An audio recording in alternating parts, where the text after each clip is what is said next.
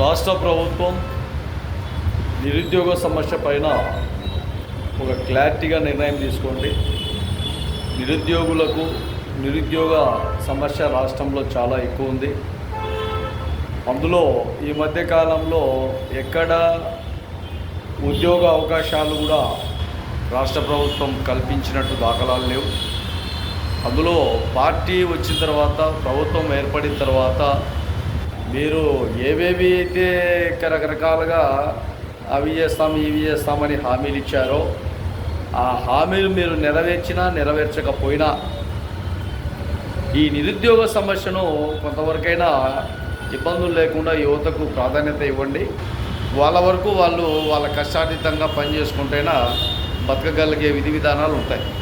కాబట్టి రాష్ట్ర ప్రభుత్వం ఈ విషయంలో కొంత ఏమరపాటు లేకుండా తొందరపాటు నిర్ణయం తీసుకొని నిరుద్యోగ సమస్యను ఇబ్బందులు లేకుండా క్లోజ్ చేయాలని కూడా రాష్ట్ర ప్రభుత్వానికి తెలియజేస్తాం.